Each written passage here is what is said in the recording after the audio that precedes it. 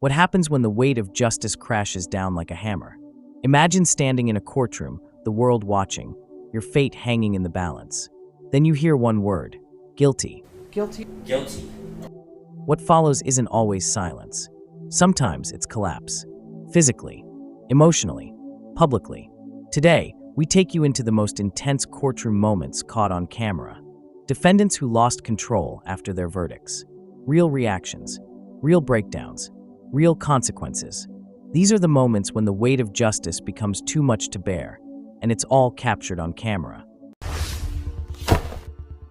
Tony Farmer was once a rising high school basketball standout with a future that looked incredibly bright. But in 2012, he appeared before a judge in Cuyahoga County, Ohio, for a serious legal matter that would change everything. As the judge announced a multi-year sentence, the atmosphere in the courtroom shifted. Tony's reaction was instant and overwhelming. He visibly staggered, lowered himself to the floor, and had to be helped by officials as he tried to process the moment. The court orders that the defendant shall serve a term of 2 years on that as well. This courtroom footage quickly circulated online, not just because of who he was, but because of how deeply human his response was. It was a moment that reminded many people of the emotional pressure that comes with life-altering decisions handed down in a courtroom.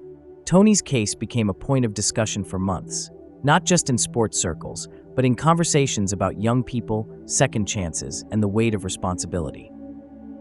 Once at the top of the music industry, Suge Knight's courtroom moment was the final chapter in a long, chaotic journey that changed hip-hop forever.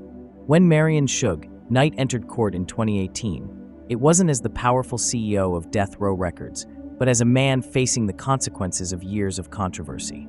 Knight had been a central figure in West Coast rap during the 1990s, working with icons like Dr. Dre, Snoop Dogg, and Tupac Shakur.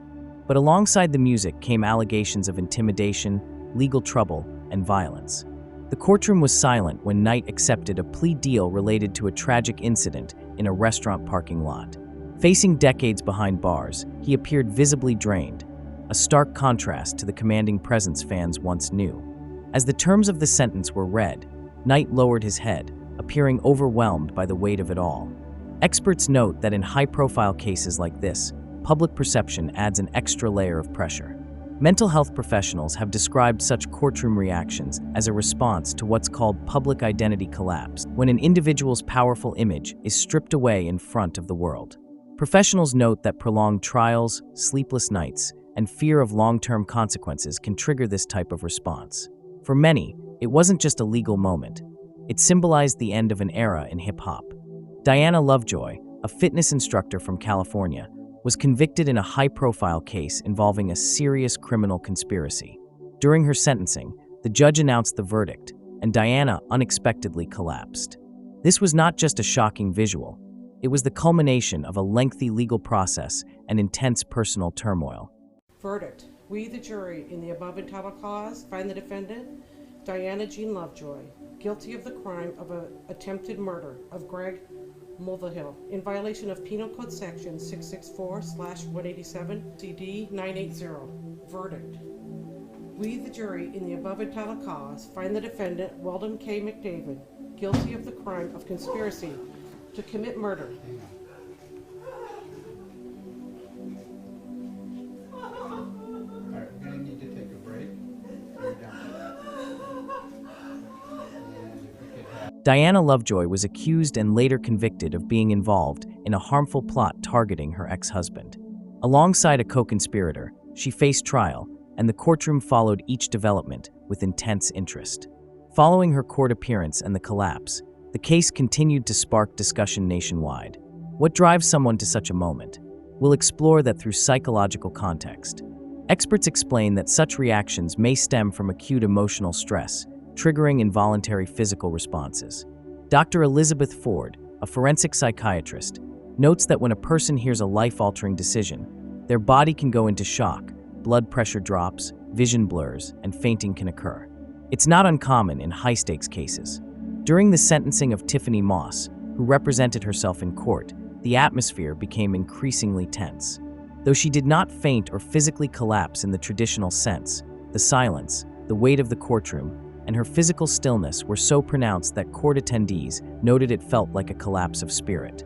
Moss was charged and convicted in a tragic case. What stood out in her trial was her decision to self-represent, which led to various moments of concern for both legal experts and observers. Her case raised questions about legal representation, mental state, and courtroom preparedness. Behavioral experts mention that moments of complete shutdown, emotional numbness, or stillness under pressure can be as indicative of internal collapse as more visible reactions. This is the jury's verdict in case 18B 1541-1. This is the state of Georgia versus Tiffany Moss verdict. We, the jury, find the defendant guilty, signed and dated by the foreperson. Please give it to counsel and the defendant for their review as to form.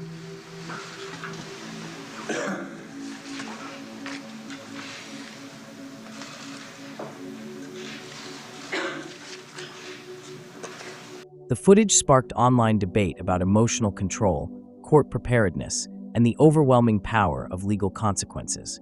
Ronald Haskell was convicted in connection with a tragedy that deeply impacted the community of Spring, Texas. During his trial, details emerged about a long history of personal and familial conflict. The prosecution presented a pattern of behavior that showed a decline in mental and emotional stability. Haskell entered a not guilty plea, with his defense focusing heavily on mental health concerns. Despite this, the jury returned a guilty verdict. As sentencing was read, mental illness and criminal responsibility. What isn't debatable is how stressful courtroom environments can be when one's future hangs in the balance. Dr. Julian Marks stated that though we often debate the intersection between mental illness and criminal responsibility, what isn't debatable is how stressful courtroom environments can be when one's future hangs in the balance. These courtroom moments remind us of the immense emotional weight carried by all parties involved: defendants, victims, judges, attorneys, and the public.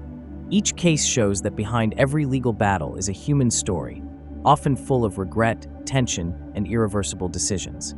Have you ever watched a courtroom moment that deeply moved you? Click on this next video on your screen, and I'll meet you there.